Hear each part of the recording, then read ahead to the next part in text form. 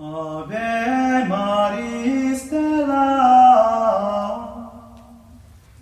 Hello and welcome back to Vatican II in a Year. This is your host, Father Matthew Schneider. I am a priest of the Legionaries of Christ, and I am a theology professor. This is a podcast on the Star Christ Production Network at sqpn.com. Today we are on day 140, and we are covering Christus Dominus 38 on Episcopal conferences, right? So this is still in this chapter 3 concerning bishops for the common good of many churches, and we're going to finish section 3.1 today, Synods, Council, and especially Episcopal conferences. Yesterday we talked about the history of bishops meeting locally, encouraging this today. And today we are going to talk about the norms for Episcopal conferences. So if you want to follow along, we have a reading plan and more details at sqpn.com/Vatican or frmatthewlc.com/Vatican. So here we are, paragraph 38. It has 6 paragraphs, numbered 1 through 6. Really kind of what starts off is that last line from yesterday, and there are just norms following that. So let's read that last line again. The Sacred Synod decrees the following concerning Episcopal conference, right? So these all follow as the norms from that. So 38.1 is going to be Episcopal conferences defined geographically. Point 2, conference made up of all the local bishops, all the ordinaries. We'll get into that in the term there. 3, conference makes statutes, but Vatican must approve. 38.4, authority of bishops' conference decrees. Point 5, supranational, national conferences, like conferences across various nations, and non-Roman bishops should attend. So let's get into 38.1. Episcopal conferences are defined geographically. So let's read it. An Episcopal conference is, as it were, a council in which the bishops of a given nation or territory jointly exercise their pastoral office to promote the greater good of which the Church offers mankind, especially the forms and methods of the apostolate fitting adapt to the circumstances of the age, right? So it's defined geographically, the bishops of this nation or this region, right? So the most common is that national level. As noted yesterday, and I'll note again today because we get to it, I think it's point 5. There are ones across nations, but then also there are more local ones. If you look for there's usually a mini one for most states, but that one seems to be focused just on responding to state laws or organizing certain things statewide that are coordinated at that level. It's not nearly as active as the USCCB, at least the ones I know of, the California, Connecticut, Ohio ones like that, right? So, and then we have a goal or an end, right? Promote the common good and adapt to circumstances, because these circumstances in which people live are different now than they were years ago, and we have to adapt how we present the gospel to them based on the circumstances they're in. So now we're going to move on to 38.2. Is the conference is made up of all the local bishops. So let's read it.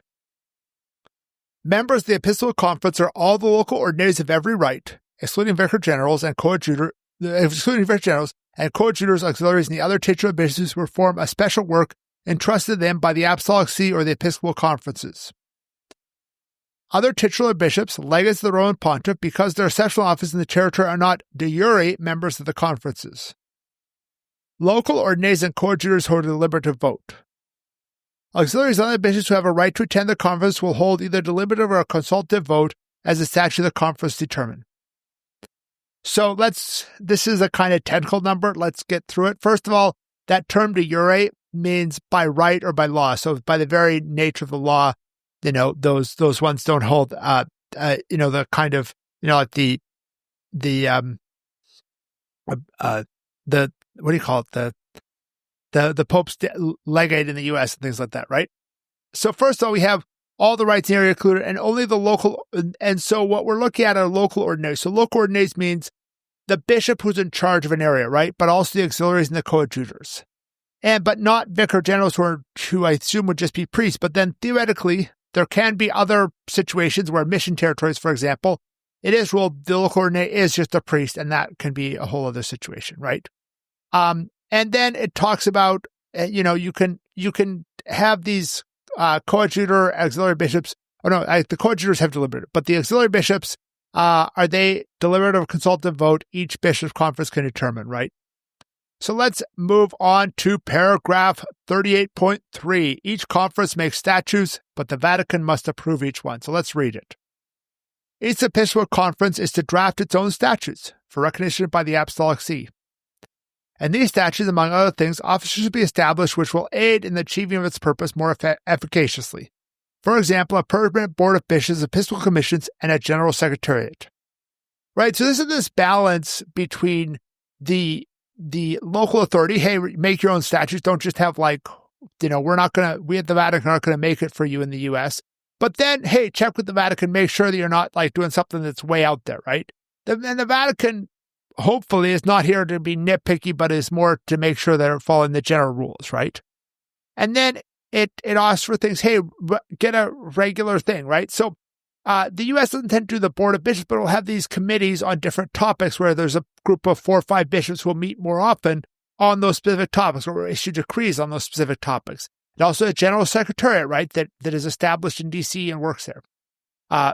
It's most likely, but not guaranteed, that one of the other documents is going to be introduced by somebody who works at works at the USCCB's general secretariat in D.C.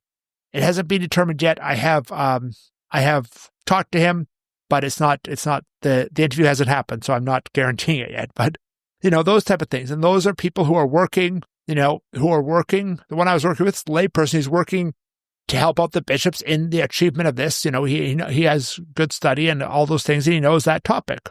He works for the Bishop Conference for that. So we move on to 38.4, the Authority of Bishops Conference Decree. So this is a little complicated, again, a little technical, but let's read it. Decisions of the Episcopal Conference, provided they have been approved legitimately and by the votes of at least 2/3 of the prelates who have delivered a vote of the conference and have been recognized by the Apostolic See, are to have juridically binding force only in cases prescribed by the common law or determined by a special mandate of the Apostolic See, given either spontaneously or in response to a petition of the conference itself. Right? So the decrees only are law in those specific cases, either where it's given, where it's delegated. There's certain things in canon law that says, hey, the Episcopal Conference can decide on this, right? So you have to look at what the Episcopal Conference decided. And you can find on the USCCB website those type of things, right? And it can't override existing law in general, right? But anything that's that level has to have 2/3 vote, right? Whereas other kind of consultative decisions, I think, can sometimes go with just that 50% vote. But some are given a special mandate, either given spontaneously by the Vatican Apostolic See or by a petition of the conference itself. For those of us working in the U.S., the most well-known example of this is the Dallas Charter. The Dallas Charter changes some elements of canon law in the U.S. versus the rest of the world, and with that, it is given a special mandate. So, for those of you who don't know, Dallas Charter is about protecting minors, and there's a few things that does, but one of the things that's most obvious that I run into a bunch of times is, so in general, the rule in the church is if I have my faculties from local area where I live, then I can also get, permission to use those faculties. I have permission to use those faculties unless excluded in a diocese. But in the U.S., the assumption is flipped. So if I'm going to go and do ministry in any other diocese, I need to go and present my papers, which we have a person who works in our secretariat does.